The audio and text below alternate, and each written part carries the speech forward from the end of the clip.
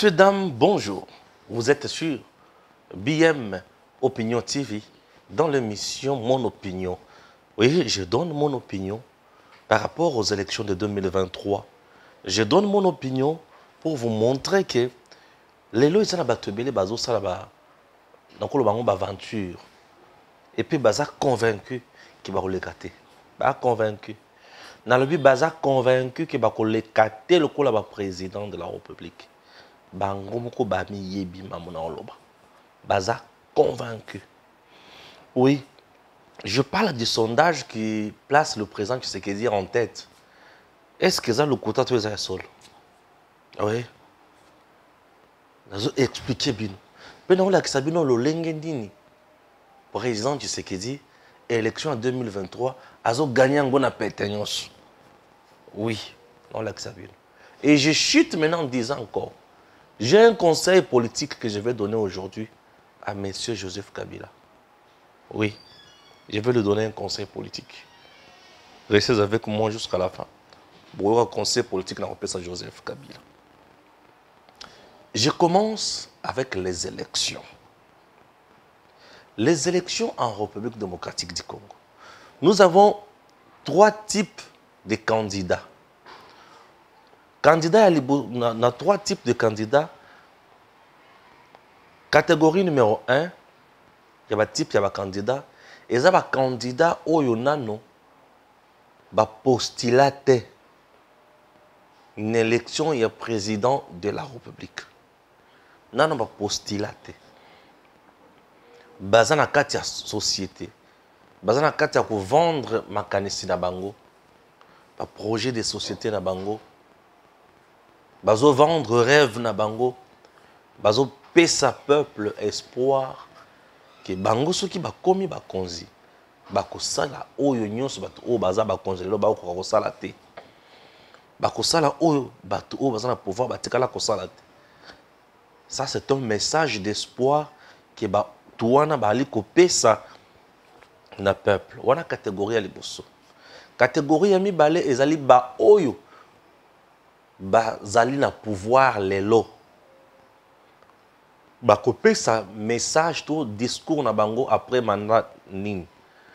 Et ça discours na deux niveaux. Na la kaki bino boye tala makambo na sali. Soki bo pesenga les sous chance na kosala les sous koleka oyo to na kobakisa. Wana catégorie ya liboso ya mibale. Catégorie ya suka tozalaka na pouvoir wana catégorie ya Kabila. Tozalaka na pouvoir. Tosala boboya mais oyo aye koya après bomoni ndenge ya sali mais ngana zo yebisa bino ke soki bopesi nga chance na kozongela makambo oyo nasalaka na tango na ngate na kobongisa oyo tango susu lelo bakoki kosala te ngana kobakisa lisusu boy. Trois catégories. Il y a bato bakozala na élection en 2023. Maintenant catégorie nini eza na chance na trois catégories oyo et gagner élection en 2023. Je commence d'abord na catégorie il y a bato basana no sika. Bato basana no sika bazoya basana expérience mon côté à gestion. Bako la nyonso même les yeux de la tête baza capable ko la kalisusu bato ke bako tongela bango échanger na lopango nyonso. Baza bato bakolaka ya kolaka bakolaka penza makambo ndenge na ndenge. Mais au finish bakozala buter na problème. Bato baza libanda bakozala buter na problème nini. Problème na bango eza ya que il faut bazwa liste ya erreur et belé ya ba oyo bazala pouvoir sikoyo. Pour ce qui est dans le chapitre d'erreur, vous vous rendrez compte que le régime ya Kabila na régime ya Tshisekedi. En termes d'erreur, le régime ya Kabila est likolo que le régime ya Tshisekedi. En termes d'erreur. En termes de violation des droits de l'homme, le régime ya Kabila est likolo que le régime ya Tshisekedi. Alors, en termes sociaux les Congolais, est-ce que Tshisekedi a-t-il amélioré le social des Congolais? Un pays oyo bato basali 60 ans, presque 50 ans, il y a misère. Vous avez Mobutu qui vous prend 32 ans à Nyokole Bato. Vous avez Joseph Kabila qui vous prend 18 ans à Nyokole. Vous avez Mouzé qui vous prend 3 ans et demi. Et aujourd'hui, sous le régime de Tshisekedi, juste après 4 ans ou 3 ans et demi, les gens, on a quand même moins lumière et zoya, on a bétoile bani kongala, on a moi et bimité mais bandi ko bimis ko pesa chaleur, mali le komi ko lungwa lungwa, batu ba oyo kamwa eloko moko boye, mali le sous-souté, moulunge pété, mais moi eloko moko boye. Ce que vous voyez. Malili te mulungete mais moi eloko moko boye sale nini eye. Alors eloko oyeye, il s'agit de qui? Eloko oyeye bato batali balobi eloko oyeko ko sunga. Eloko oyeko sala ke bato yasika bakoya na 2023 et ça que le régime en place n'a pas fait beaucoup de fautes ndenge moko na régime ya Kabila. C'est ça. Et le coup où ça là qui batu ya sika wala no ba dirigeant te bazwa élection te ezawana. Ouais. Pour Tshisekedi bango no ba dirigeant kate. Et le coup ça là qui bango ba gagner élection ezalaki que régime en place ezaka na ba faute ebele. Population asi aboya ki yango. Maintenant lelo régime ya kala etikala puisque nous avons le régime antérieur, les régimes passés, le régime présent. Et bah tu as si quand on va résumer bien dans la future pour base à espace et aussi un régime où ils ont et ça la berreur qu'on les berreur et un régime yakal. Mais le fait pour un régime où ils sont en place et ça le berreur était qu'on les régime erreur yakala et puis s'y passe. Il y a des erreurs aujourd'hui, mais ces erreurs là par rapport aux erreurs où il y a régime yakabila, il y a les erreurs négligeables. Et biloko wana nde mutu ezo pesa sikoyo pasi na batu ya sika. Moyen siko bakota ekozala te. Oui. Batu ya sika oyo bazoluka bakota ekozala te. Eza pasi. Et toke siko plus loin. Est-ce que les autres ozana batu ya sika pe oyo bazolinga bakota oyo batu bazana mémoire na bango na gestion en tant côté. Parce que otali na batu nyonso l'intention ya ba candidature. Otali Matata était premier ministre, batu bayebi de quoi il est capable. Sous régime Tshisekedi, ceux qui ont talé mbongo ndengi bungi, ceux qui ont eu 100 jours où bato babete la katangwa tongo midi pourquoi 100 jours wana ebimisi 205 millions de dollars te oyo Matata abimisi na bukangalozo na régime Kabila te. C'est ça aussi le problème. C'est ça le problème. Donc les erreurs oyo selemi na régime Tshisekedi, ils ont minimisé. Ils ont rejeté, pourquoi ils ont négligé pour ils ont erreur ou ils ont salemi bazo justifier yango les sous. Ba pese bango confiance mais ba abuser. Donc ba tu asika faut ba kota za na mo passe. Na cette catégorie na bango pembeni. Na cette catégorie siko il y a batu ya kala. Batu ya kala régime ya Kabila bango pe baza na même lot. Moi mukena ndenge moko na batu ya sika. Pona nini bango po bazonga na pouvoir elinga ki ezala malamu soki régime ya Tshisekedi esalaka berreur koleka oyo ya bango kaka ozona ke baza même lola bato ya sika il faut que Tshisekedi asala erreur ebele koleka oyo ya bango mais ozina no bango de bango na bao bayaka liboso na bango Congo etikala kozwa jamais budget ya 11 milliards Tshisekedi a komisi budget na 11 milliards. Ba fonctionnaire ya Congo batikala kozwa amélioration ya ba conditions socio-professionnelles la bango lokola lelote et ko ici bango les sous population atikala ko assister na mboka o lelo bato bazana kimia boyete population azalaki habitué komona ba manifestation bato bali ko kufa population azalaki habitué ya komona bato bazo kanga bango bazo tcha bango na boloko pamba pamba. Ce sont des erreurs où il y a un régime passé où il s'allait que le régime wana ezwa pasi makasi. Donc batu ya kala wana où il basala déjà durant 18 ans. Les Congolais durant 4, 5 ans, ils ont passé ba bossa na bango. Ce qui fait que ils allaient passer tout le lot, tout le blacard comme Kabila, Kabila, Kabila, Kabila. Oui, le mal est tellement profond. Destruction au Congo, ils ont tellement na mozindo. Sinon, petit le lot, le blacard Kabila. On ne parle pas Kabila toujours en bien. Dans notre pays, ceux qui ont dit Kabila en bien, rassure-toi que Azali Moko ya batu oyo babanda ko bénéficier d'un régime wana. Mais Pamba Boye ezali pasi. Oyo ka Congolais vanda zo beta lisolo ya Kabila na ndinga malamu. Pasi. Tout ça parce que régime wana est un régime oyo mettre Congo à genoux. Vous voyez un peu? Donc, ils allaient moi pas si bango balongo la Scott Tshisekedi na pouvoir. Ils allaient passer. Non, le président Tshisekedi est là. Il va rester là. Ils allaient moi pas si balongo la pouvoir. Bango, ils allaient passer. Est-ce qu'on a un régime à Tshisekedi? Le régime à Tshisekedi est qu'on gagne l'élection en 2023. Maintenant, la seule personne ou l'unique personne dans le régime est Oyo. À une élection, on a garanti. Et ça, chef de l'État. C'est quoi ce qu'on a régime en président Tshisekedi? L'unique personne où électorat ils ont bien garanti et à cause de l'inquiétude de ma cas, c'est le président Tshisekedi.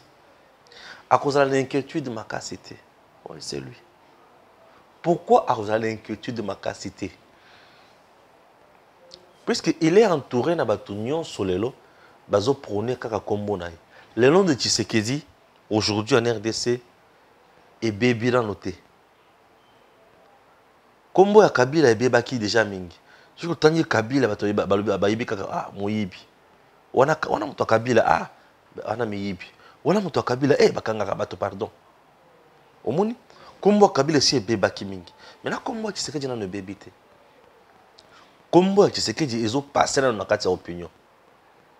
La preuve, mais quand on a des émissions au salle, tu sens que quand tu parles de Tshisekedi, donc les gens sont là, ils t'écoutent et voilà.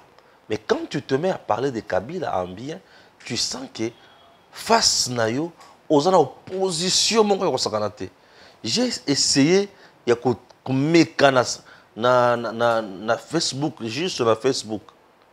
Na beta parce que ce que tu as na Facebook il se fait au beta tango koki na beti tango koki na komie kaka Kabila azonga non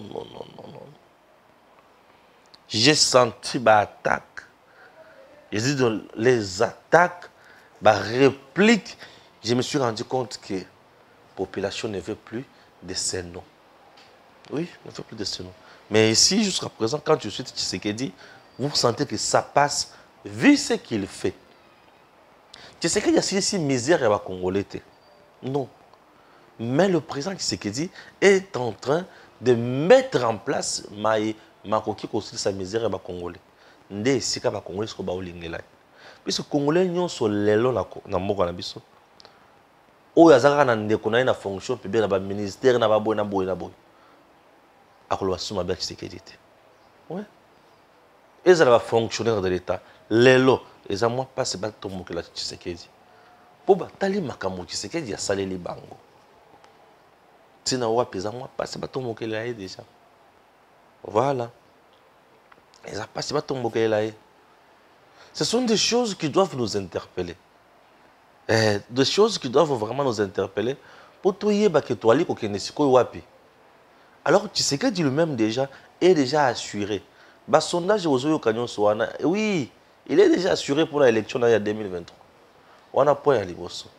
C'est que Batunaye baza assuré pour Bakondongwana. Bangoto Bakokendina. Comme moi, tu sais que dans terrain. Où est-ce déjà leader, n'a pas leader. Où il y a une stratégie à mouquer, à concourir. Est-ce que vous comprenez? Et là, comme ça, la Tshisekedi a gagné l'élection au détriment de Batunyon sur face naïe. Tshisekedi étant président, sortant bien sûr, étant président en fonction aujourd'hui, et dans le moment de la campagne, il sera le président sortant. Étant président, on va bien un président sortant, on a fait mandat naïe. Aza entouré na ba leader ya chaque coin. Oui. Oh ba kozala ba candidats députés nationaux. Ba oyo lelo baza ba gouverneur, lelo baza ba ministre, lelo baza ba bourgmestre, lelo baza. Ba toana ba kozala moyen sur le plan financier puisque la campagne c'est l'argent. Ba kozala ba moyen. Le quoi les bosso, le quoi mi balé ba toana ba kozala ba bilan ya ko défendre na ba secteur na ba. Na sala ki bo grâce à Tshisekedi. Tshisekedi, au contraire aujourd'hui, il a une grande force que hier. Hier, à Zaïkira, il loko moko. Na kosale la bino. Mais aujourd'hui, na sali bino boy, na sali le bino boy. Et bilo quoi sali, effectivement, ils ont un impact direct dans la vie à bas Congolais. Et c'est un asiko. Confiance et qu'on se renouveler les sources d'avantage. Bilo ko fati asali, ils ont un impact directement dans la vie à bas Congolais. Confiance c'est côté déjà. Et confiance où il côté déjà. Na batu na yo ba ko kita na terrain. Ba ko battre campagne. À la différence il y a Shadar. Shadar est batu au bazalaka na bango ba bata campagne pour na été puisque le nom et le parrain ezala ki mabe. Kombo ya Shadar, ba yebi ki Shadar oh hey. Na ya tindie Kabila hey Kabila lisusu. Tu vois les deux. Bila na bango ni mama na ngai. Biloko nyonso na eboma bango. Mais siko batwana ba boya na bango battre campagne, ba préférer ba comme ba député na ndenge na bango. Oui. C'est pour cela que Shadar est tombé. Maintenant Tshisekedi a la facilité que batu ba ko battre campagne pour na puisque son nom, son bilan, biloko wana eza potable na kati ya opinion. Oui. Kombo na ina bilan na eza potable. Le lenge salili musala c'est potable, ça passe positivement dans la opinion. Des différences. Et ça fait de lui, chansard, déjà bien heureux. Oui, ça fait de lui déjà bien heureux. Ouais. À gagner, dans notre pays, je dis bien dans notre pays, l'opposition ne se réunit pas. Et surtout ceux qui battent 4, on se fait tête d'affiche. Ngai. Pour batata koloba ngai. Shadar a lobby, qu'est-ce que dit? Fayou a lobby ngai. Mousito a lobby ngai. Katoumi a lobby ngai. Nanya oleka. Parce que tant que Genève, non. Genève, ce qui s'est passé dans Genève, il faut écouter. Katoumi était déjà disqualifié. Bemba était disqualifié. Mousito était disqualifié. Donc, dans Genève, Batukutu, où ils ont qualifié une élection, ils ont Félix, Matungulu, Kamer. Ouais. On a déjà qualifié. Il y a un moment où sur les canaux entre les foyers le ressources. Il y a un moment sur les canaux entre les 4 one. Oui. Ceux qui même basent à qualifier, même n'ont pas accepté Foyulu comme candidat commun de l'opposition. Rassurez-vous. Bemba ne pouvait pas se mettre à genoux devant la candidature à Fayoul. Ça, vous devez le savoir. Oui, Bemba, à Foukami, à le but, moi je me retire, c'est Fayoul qui est candidat. Ceux qui ont la invalidité. Ah Katumbi, ceux qui ont la écarté. Fayoul, candidat commun de l'opposition. Non. Fayoulou était un candidat commun de l'opposition des circonstances, les maillots les plus faibles, comment faire pour le gérer. En réalité, ceux qui battent tout, on a Bazalaki en forme, en force, Fayoulou n'allait pas sortir. La preuve qu'il est, na la mouka, na temps normal. Au moins, Fayoulou a résisté. Et s'imbiter. Oyaki. Et cette fois-ci, et Kozala Passi Basangana, Babimisa candidat commun. Ça, je vous dis encore. Et Kozala Passi. Et le Komoussous, il y a Misato. Le fait que Bako Sanganate, le fait encore que, dans une élection, il y a 2 tours, un tour. Tu sais que déjà longi déjà on a pété. A longi déjà on a pété, a bêti on déjà place sur la dada. Pour nanine. Élection il y a 2 tours, les autres ça ba possibilité ba kenano en divagation en ordre dispersé, ba comme il y a 2 tours ba sali ba bloc, deuxième tour ba sali ba bloc. Maintenant il y a un tour. L'air bangon nyonso bazokende en ordre dispersé. Quand tu me pas naïe, ou yazu pas naïe. Ce qui au tali en termes il y a géostratégique. Ce qui est géo-électoral. Félix Azo m'a déjà gagnant. Pour Nanine, je prends l'espace Kassai. L'espace Kassai, côté Kassai oriental, Yakala, tu as déjà 3 provinces. Au Kassai occidental, Yakala, on a déjà 2 provinces. Et il y a 5 provinces déjà place one. Oui, 5 provinces. Ceux qui ont aucun espace équateur, tu sais que a déjà les leaders de cet espace. L'espace équateur, tu sais que a déjà les leaders de là. Tu sais que dit à Bemba, tu sais que dit à qui où il y a aménagement du territoire, Guy Luando, tu sais que dit à où c'est qui la Liao. Et espace grand équateur, c'est 4 à 5 provinces comme ça. Tu vois déjà sur 26, dans l'autre temps, il y a sur 26 provinces. Donc, tu sens déjà que 5 ou 4, c'est ce qu'il dit ça dans le 9 sur 26 provinces. Au Lungwewana, Oye, l'espace Katanga.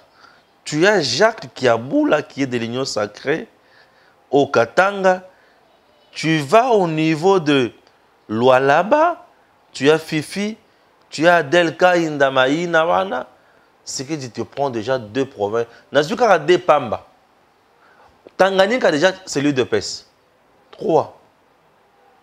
Batouana baza capable de combattre campagne avec le moyen bangon baza. En plus, baza sont les gouverneurs. Baza déjà un impact. Ma casse dans ma province, c'est baza. Est-ce que vous voyez? Na lungwe kuna. Kishasa mutunyo sokolo kotango banaye awa. Aya mututo kolo kotango banaye. Espace Bandundu. Tshisekedi a cocu qu'on récolter les sources. Je ne vois pas Mouzito aller soutenir la candidature de Fayoul. Détrompez-vous, Mouzito ne sera pas derrière Fayoul. Mais Mouzito, c'est facile à la derrière Tshisekedi. Oui. Puisque Mouzito sait très bien que ceux qui acquièrent l'élection, il peut aller aux élections pour la force quand il y a force. Mais à gagner n'a été. Oui, à gagner n'a été. Mais il est facile à soutenir Tshisekedi. Ceux qui m'ont dit à soutenir, arriver à soutenir Tshisekedi, rassurez-vous que Bandundu nous a divisés déjà. Puisque na Bandundu, c'est Mouzito le roi. Ce n'est pas Fayoulou. Ok, na Sud Kivu, vous avez déjà Bahati. Nord Kivu, vous avez Julien Paloukou. Bangon, c'est Ozakana Félix. Vous voyez comment Félix gagne les élections? Ce qui est au Kikara Ndenyewana, tu vas comprendre. Félix lui-même a déjà les noms, le bilan, les noms, nous sommes potables. Tout ce qu'on a na bango, na katikuna, des choses potables, na bisikawana. Voilà comment opposition est quoi. Et majorité simple. Non, oui, c'est majorité. Les voix telles qu'exprimées simplement. C'est tout. Donc, année 2023, le président Tshisekedi va gagner des élections dans le bango haut la main.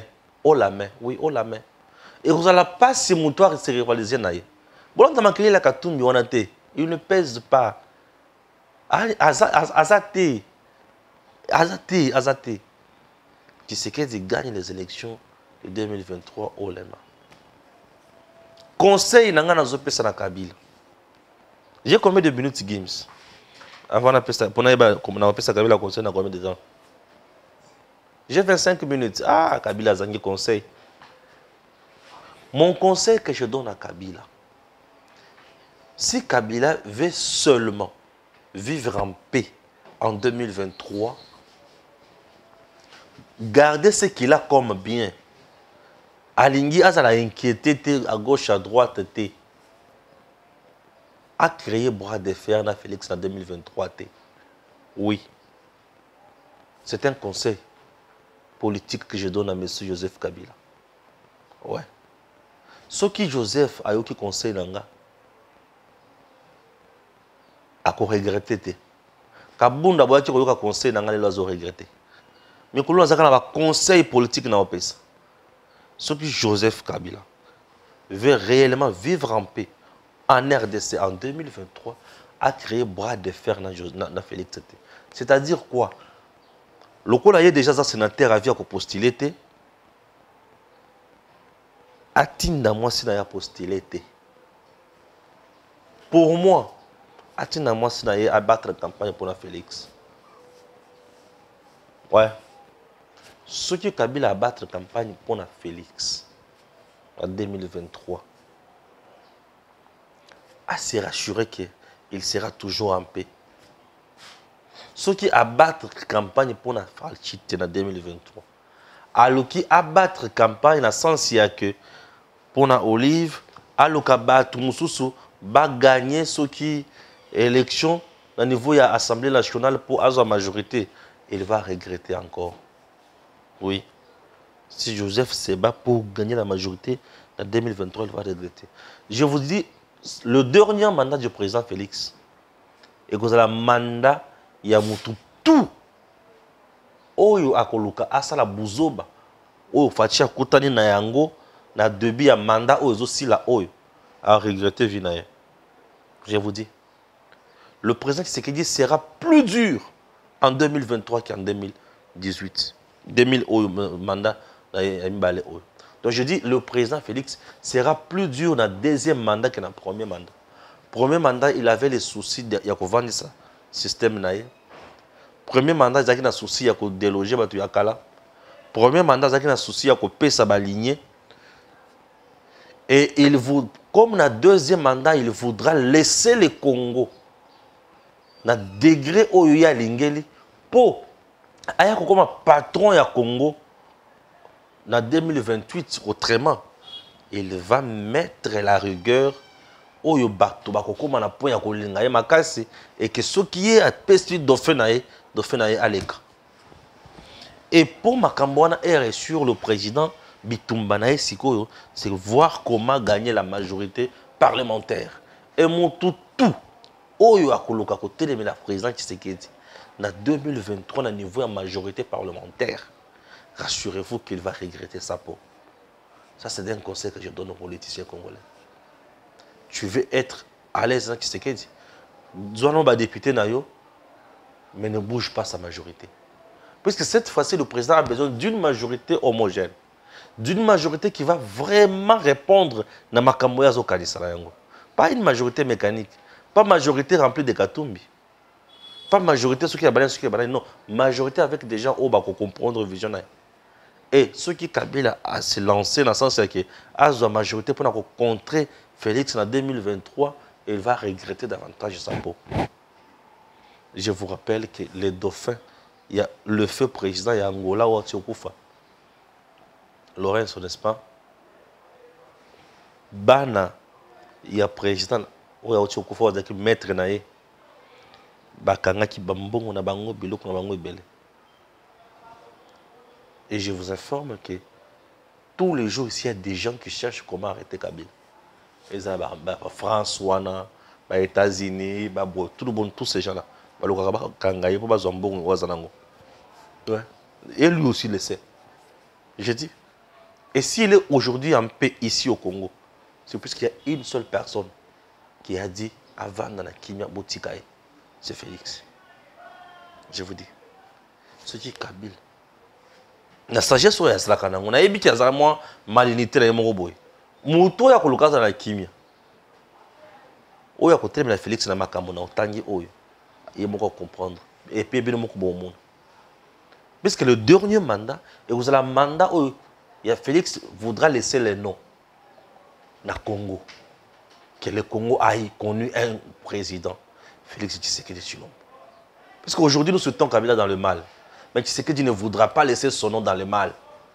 Et comme il va essayer de faire mieux et rigoureux dans makambo na nyonso, vous vous rendrez compte que tout oyo akoya ko télémer la vision na ye à cause de rigueur ya mobeko. Non, et puis et comme akoluka asala bien makasi pour dauphin na ye a échoué. C'est une faute, c'est une honte. Il y a président sortant oyo pesi mutu. Bah tu vas poni été, c'est-à-dire que tu as été médiocre. Ça c'est Kabila. Il faut aller là chaque jour na ndenge chadal ya zoate. Oui. C'est quelqu'un qui doit pleurer tous les jours. Et à ça, il fallait que tu vendre suya bimakata te. Il fallait qu'il soit sonné. Et comment on a dirigé durant 18 ans, na pesi ba toi voter mutunanga ba boy. C'est que na nyoko la kibango. Ça interpelle. Ah oui. Que Dieu bénisse la RDC.